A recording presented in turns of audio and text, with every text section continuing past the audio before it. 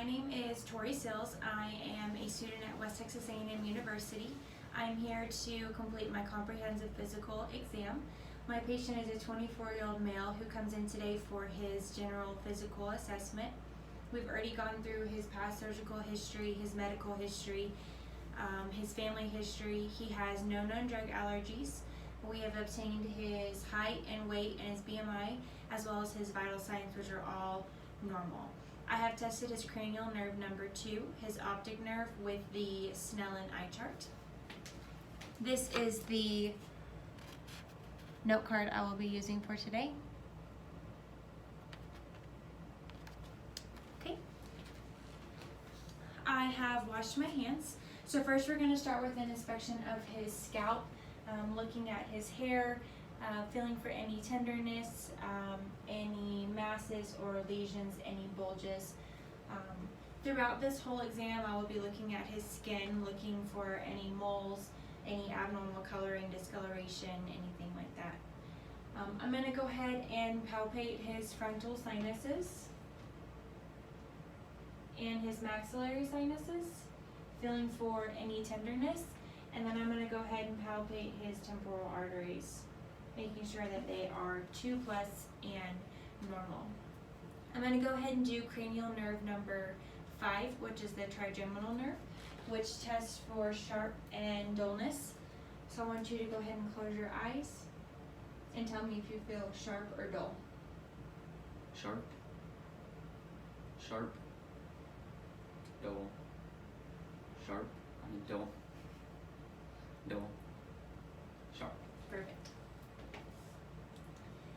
So now I'm going to go ahead and move on to his eyes.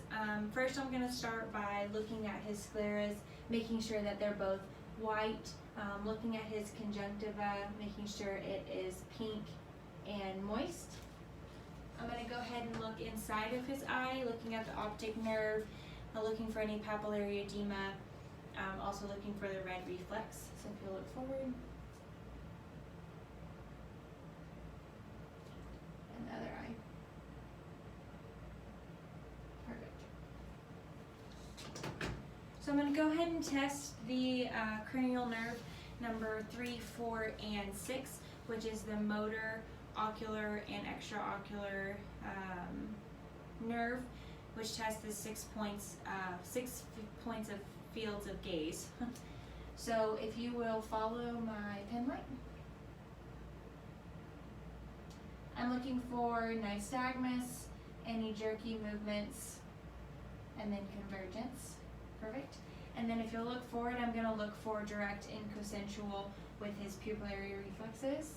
So direct, and then consensual, and then direct, and consensual. And then I'm going to do that as well, direct and consensual at the same time. If you will look at my pen light and then look at the wall. Pen light, and then the wall. Perfect.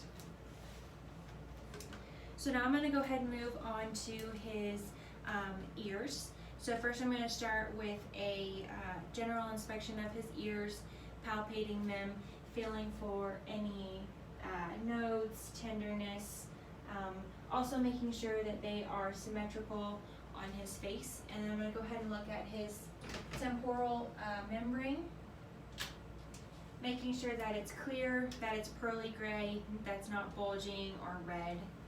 I'm going to pour the auricle up and out, up and back. Perfect. And look at the other side. Up and back. Perfect.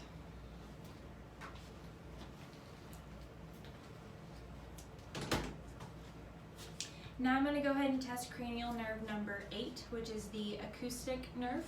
So this is the whisper test, so if you'll just repeat what I say. 33.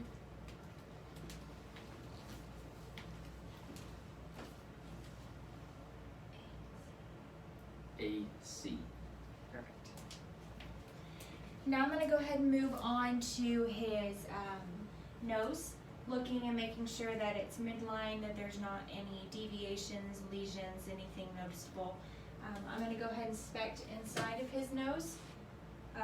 Looking at his nares, also make sure that it's there's no redness or lesions, so if you'll look up.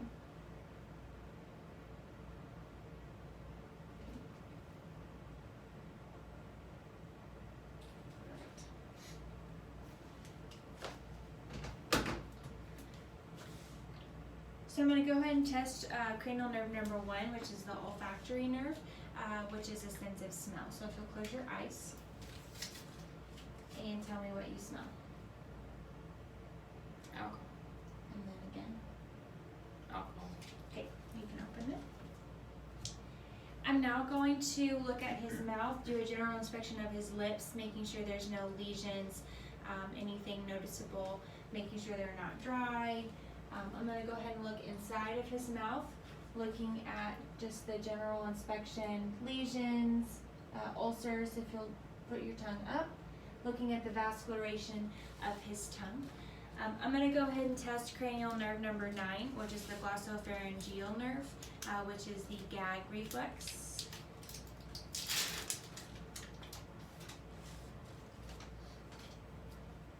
So just stick your tongue up. Okay. I'm going to go ahead and test cranial nerve number 10, which is the vagus nerve. So I'm going to go ahead and have you stick out your tongue and say, making sure that the uvula is midline and going up appropriately. And then I'm going to go ahead and test cranial nerve number 12, which is the hypoglossal. So if you will protrude your tongue and then move it from side to side. Perfect. So I'm going to go ahead and finish up with the cranial nerves. So cranial nerve number 7 is the facial nerve. So I'm going to have you smile and then puff out your cheeks. Perfect. And then I'm going to go ahead and do cranial nerve number 11, which is the spinal accessory. So I'm going to have you shrug your shoulders. Okay, perfect. So now I'm going to go ahead and palpate his lymph nodes. So I'm going to start with the periauricle, the postauricle, the submental, submaxillar, the cervical, the submandibular, the postcervical,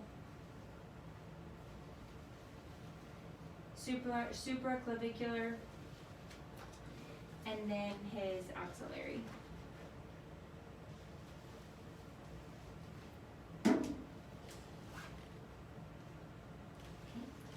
I'm going to go ahead and look at the general inspection of his neck, making sure that his trachea is midline. Also looking, making sure there's not any deviation. I'm going to go ahead and palpate his carotid pulses, making sure that they are 2+. And then I'm going to go ahead and palpate his thyroid gland. So if you'll swallow. Perfect. I'm going to go ahead and take a listen to his carotid pulses, making sure there's no breweries or whooshes. Take a deep breath in, out, and hold it.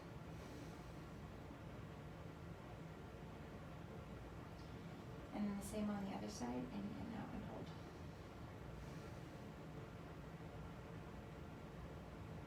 Perfect. So I'm going to go ahead and do a range of motion of the neck as well as muscle strength. So I want you to touch your ear to your shoulder and the other side, and then look down and up. Perfect. And then I want you to move your face against my hand. Okay, and the other side. Perfect. So now we're going to go ahead and move on to the posterior chest. So just turn around.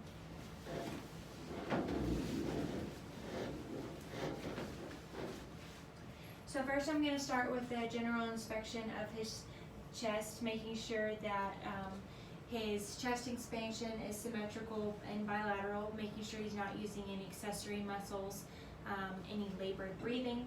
I'm going to go ahead and palpate for tactile firmitis. So if you'll say 99. 99. 99. 99, 99, Perfect. Now I'm going to check for chest expansion. Take a deep breath in and down. Perfect.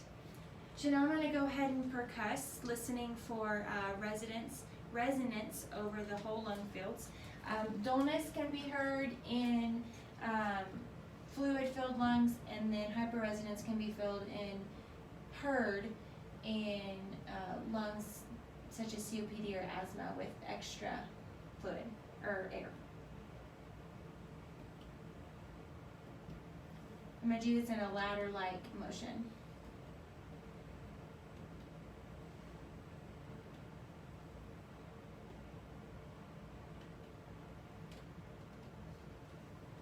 Okay. While I'm here, I'm also going to palpate for CVA or costovertebral tenderness. Tell me if this hurts. no, no, Perfect. I'm going to go ahead and auscultate his lung sounds, listening for any advantageous breath sounds such as wheezing, crackling, bronchi. Take a deep breath in.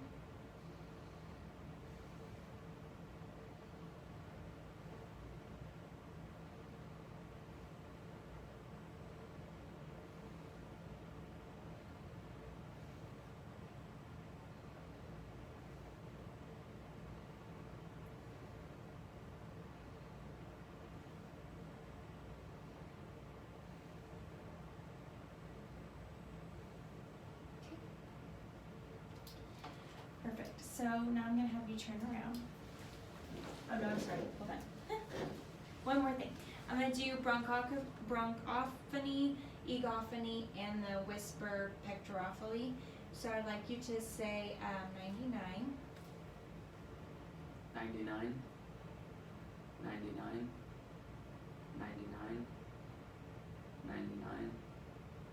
99, 99, 99, 99. Okay, perfect. So now you can turn around.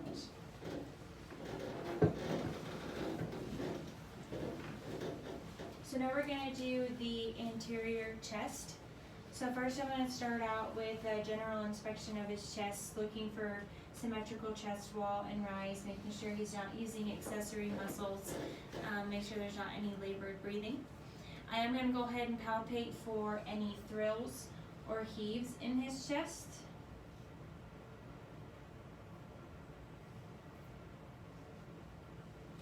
And then I'm going to go ahead and come over and palpate for his PMI, which can be usually found at the apex of the heart.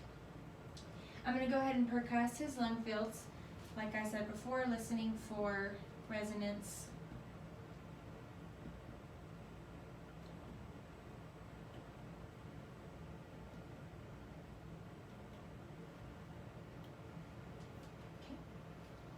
I'm going to go ahead and auscultate his breath sounds.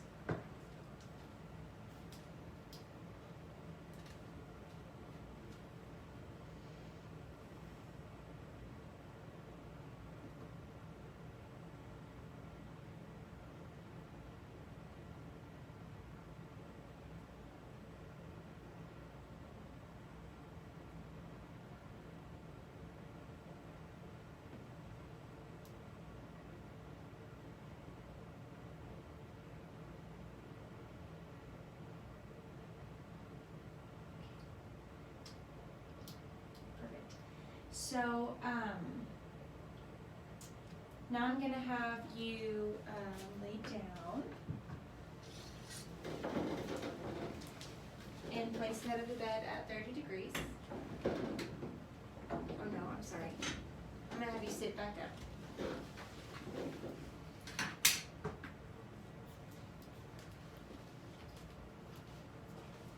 Sorry about that. So I'm going to auscultate his heart sounds. So I'm going to listen at the second intercostal space to the right of the sternal border for the aortic, the second intercostal space to the left of the sternal border for the pulmonic, the third intercostal space to the left of the sternal border, the fourth intercostal space to the left of the sternal border for the tricuspid, and then the fifth intercostal space at the midclavicular line for the mitral or the apex. I'm going to have him lean slightly forward to bring the heart to the anterior of the chest and listen with the diaphragm. I'm listening for clear S1 and S2.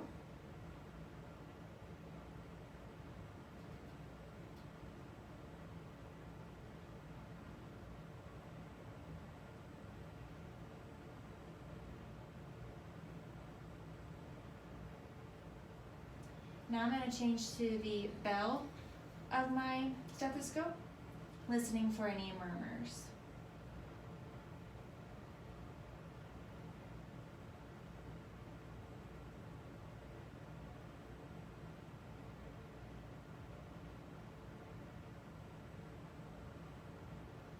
Okay. Now I'm going to have him lay down with the head of the bed at 30 degrees.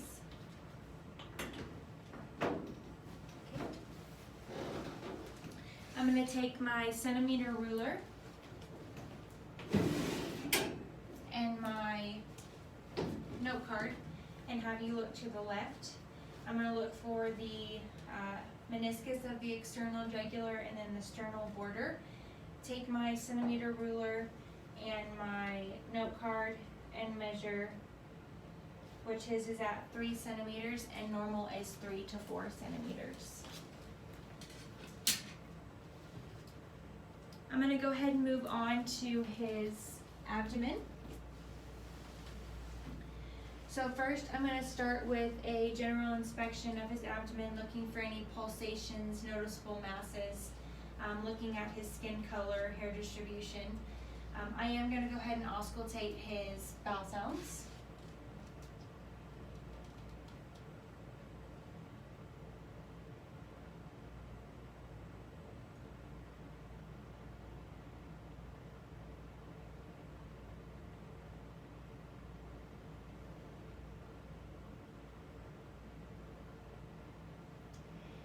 And then I'm also going to auscultate his femoral arteries and his aorta, listening for any bruits or whooshing.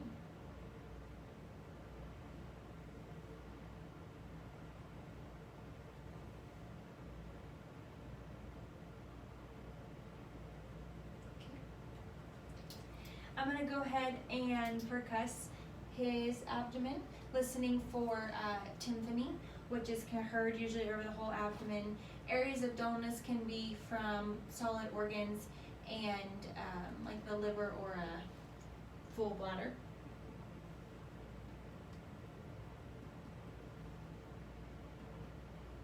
Now I'm going to listen for his liver borders.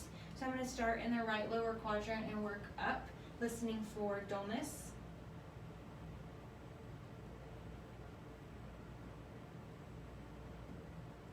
And now I'm going to start at the nipple line and work down.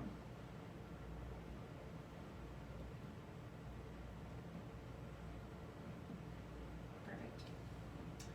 I'm going to go ahead and listen for the spleen, for the splenic dullness.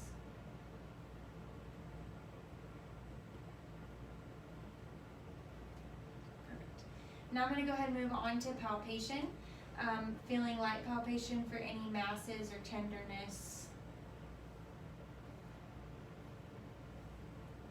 any noticeable lumps. And then I'm going to go ahead and do deep palpation. So I'm going to place my left hand underneath his back, have him take a deep breath in and out and relax, palpating for the liver. And then I'm going to do it on the left side, in, out, palpating for the spleen, which I cannot feel, which is normal. And then I'm going to go ahead and palpate for any kidney tenderness. So while I have him laying down, I'm going to go ahead and check for any spinal pain, which could be caused by his herniated disc. So I'm going to have him lift your leg up and dorsiflex the foot. Any pain? And then on the other side, same thing. Perfect. I'm going to go ahead and do range of motion of the hips. So I'm going to have you bring your leg up and bend it and just relax. So we got internal rotation and external rotation and extension. And then the other side, internal rotation, external rotation, and extension. And then while I'm on this side, I'm going to go ahead and do the knees. So I'm going to go ahead and have you bend your knees. So we've got flexion, internal rotation, external rotation, and extension. And then the same on this side. Flexion, internal rotation, external rotation, and extension. Now I'm going to go ahead and test range of motion and muscle strength on his ankles. So if you will pull your feet towards you and dorsiflex them against my hands, and then perfect, and then point down, plantar flexion. Perfect. So I'm going to have you go ahead and sit up. So while we're doing range of motion, I'm going to go ahead and finish with his shoulders. So I want you to abduction your shoulders, adduction, and then above your head, which is external rotation, and then behind, which is internal rotation. Perfect. So we're going to go ahead and do range of motion and strength on his elbows. So I want you to put your hands out and pull up against my arms. Great. And then push down. Perfect. Now we're going to go ahead and look at the wrist and the hands, looking at the joints, making sure there's no tenderness or obvious deformities. I want you to pronate and supinate your hands, and then I want you to do it against your legs quickly. Perfect. This is rapid alternating movements, which has the cerebellum. I also want you to open and close your hands, looking at the joints as well, and then testing grip strength. So perfect. I'm going to go ahead and assess his pulses. So testing the brachial, radial, on the other side, making sure that they are 2+ and that they are normal. And then his popliteal, using both hands. And then his dorsalis pedis, his posterior tibialis, and the same thing.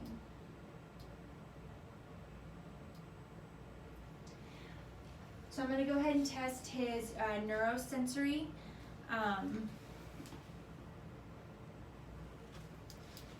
which is testing his cerebellar function. So if you will hold out your hand and then tell me what I draw. 3.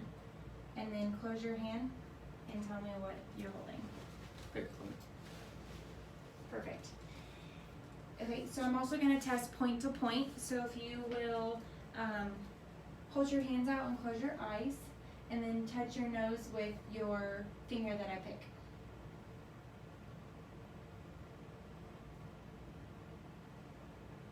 Perfect. And then I'm also going to do that on your feet. I want you to close your eyes and tell me which way I move your toe. Left. Right. Left. Okay, perfect. I'm going to also test reflexes. So we're going to do the triceps.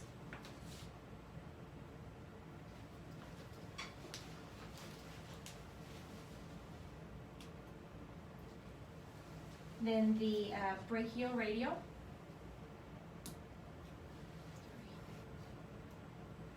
And then the knee. And then the Achilles. Perfect. So now I'm going to go ahead and have you stand up. First, I want you to bend, stand right here, and then lean over and kind of almost touch your toes. I'm looking at his spine, looking for any curvature, making sure that it's smooth, in line, and then testing his synovial joints for any pain. If you'll go up halfway. And then the same thing, feeling his spine, same thing. Okay, you can stand up. I'm now going to finish testing his cerebellum function with ataxia. So if you'll keep your feet closed and hold your arms out and close your eyes.